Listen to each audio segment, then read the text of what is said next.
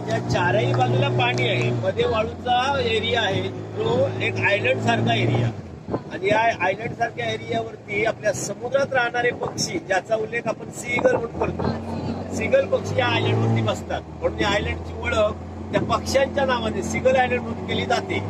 परंतु गेले 15-20 दिवस झाले, 20 दिवस अधिकच झाले, क्रिसमस पासून या ठिकाणी हे पॅराग्लायडिंग सुरू केलंय. हे बघा आलंय, हे पॅराग्लायडिंग सुरू केल्यामुळे त्याचा आवाज आणि तिथं राईड करायला गेलेल्या लोकांची गर्दी, त्याच्यामुळे इथं आता पक्षी बघायला मिळत नाही. फक्त त्यावेळी चालू नसतं.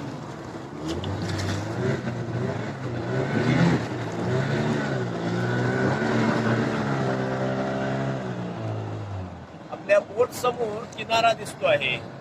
भोगवे गावाला मिळालेला नदीपात्रात असलेला हा किनारा भोगवे बीच. आणि हे भोगवे बीच जे आहे हे नदीपात्रात आहे, पण बोटच्या चारी बाजूला नजर टाका, फेंट कलर तुम्हाला जाणवतोय बघा. ही वाळू आहे, वाळू. आपण आयलंड वरती आहोत. पुढे गेल्यानंतर तुम्हाला वाळू दिसणार, इथं पण दिसेल वाळू, पण पुढे अगदी स्पष्ट जाणवणार वाळू.